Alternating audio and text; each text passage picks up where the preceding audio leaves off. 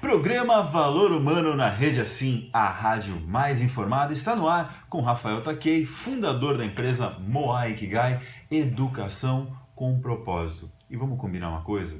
Só você sabe o desafio que é ser você. Enfrentar tudo que você enfrenta para dia após dia alcançar o seu sucesso. E foi pensando nisso e entre tantas outras coisas que o Ricardo Honorato, nosso convidado de hoje, bem-vindo, Ricardo. Obrigado pelo convite. Criou uma palestra muito poderosa chamada O Desafio de Ser Eu. Qual que é o desafio de ser você, Ricardo? É um desafio, uma luta diária, vamos assim dizer, porque dentro da dinâmica de vida que eu tenho hoje, sendo pai, cuidar do filho, pensar na vida profissional e de repente ter tudo isso misturado, aquele questionamento, mas nossa, eu deixei meu filho na casa da madrinha dele para ir trabalhar, será que ele está gostando de ficar nessa situação? Sente meio culpado às vezes? Muito, e assim, essa sensação de, será que estou fazendo certo?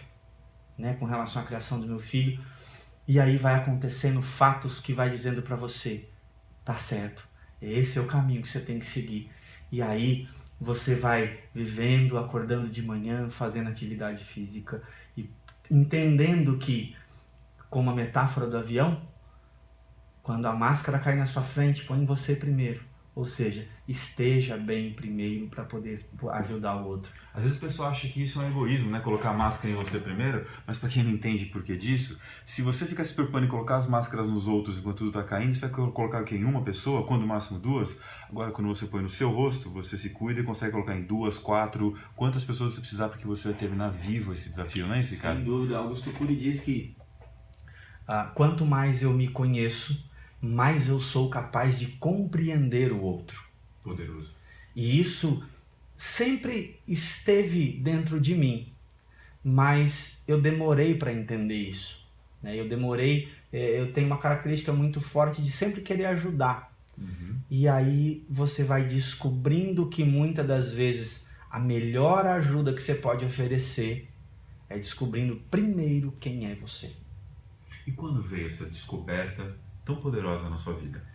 Veio a partir do momento que eu me casei em 2014, tinha um relacionamento desde 2008, vim passando por processos de perdas de pessoas queridas, meu pai em 2009, um tio que era um irmão praticamente em 2010, a minha mãe em 2011, a minha sogra em 2012 e em 2015, o ponto alto da minha história, se eu posso assim dizer, com a minha esposa.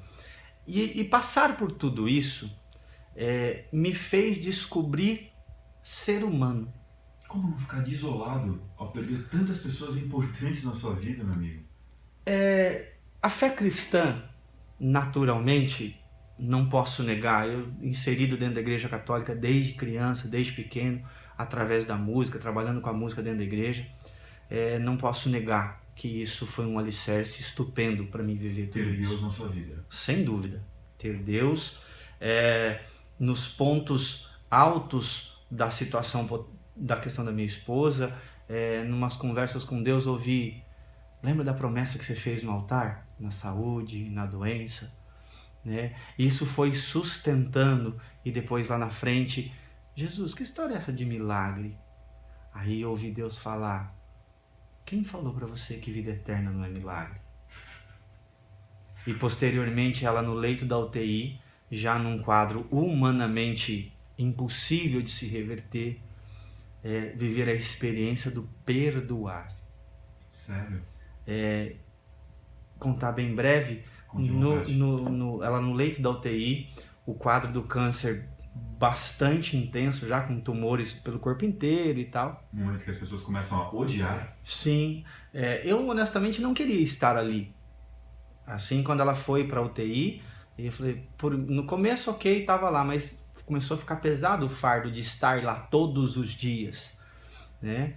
E aí, num belo de um dia, eu rezei um pouco por ela e depois ficou aquele silêncio na minha cabeça, naquela situação. E aquela vozinha interior, pede perdão para ela. E eu comigo, como que eu vou pedir perdão para ela? Tô aqui me matando, vindo toda hora. E não era nem essa questão. Não, que era? Não, porque tudo que eu fiz, eu não fiz por obrigação. Claro. Né? Mas era eu sou muito de conversar, Certo. né? Eu gosto dessa interação. E como eu converso com alguém que não vai conversar comigo? Pois é. Porque o quadro, em se tratando de saúde dela, era, vamos chamar assim, a questão do coma que ela estava, cerca de 70% do estado dela já era um coma por conta da doença. Entendi. Né? Muitos tumores pelo corpo inteiro. E de cerca de 30% natural pelo medicamento que ela estava. Então, assim, segundo o médico, ela não tinha condição nenhuma de nenhum tipo de interação. Mesmo quando se ouve falar por aí, aquelas questões dos espasmos que o corpo faz. Sim. O quadro dela não permitiria isso, Ok. devido à profundidade. Então, pede perdão para ela. Eu, como assim pede perdão para ela? E resisti um pouco, mas fui. Regina, eu te peço perdão por não ter sido o marido talvez que você esperasse que eu fosse, tal. E ao final eu disse a ela, eu também te perdoo. E quando eu falei, eu também te perdoo, ela movimentou os ombros e movimentou a cabeça num sinal de que ela estava respondendo àquela situação. Eu falei para o médico, falei, doutor, me explica isso. Ele foi categórico, Ricardo, eu não tenho fé cristã, eu sei, já percebi que a família de vocês é. Humanamente falando, o quadro dela não permite essa reação. Já não existe mais esse mecanismo dentro dela. Sim, não. Então assim, o que você está me dizendo é algo especial. E para mim tem um significado absurdamente gigante, né? E aí nessa cena eu aprendi o valor do perdoar, o valor do respeitar o outro, do respeitar o que o outro entende nas diversas situações que se vive.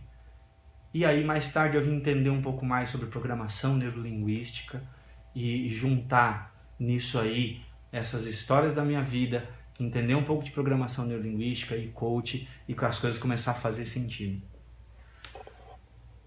Em meio a um desafio tão grande na vida, criar um aprendizado do poder do perdoar. Em uma sociedade tão intransigente, tão perfeccionista, que cobra tanto da gente, você aprender a se perdoar e perdoar o outro também pelas suas falhas é simplesmente magnífico. O que faz um homem ter tamanha capacidade, você vai descobrir na volta do nosso programa Valor Humano, da Rede Assim, a rádio mais informada.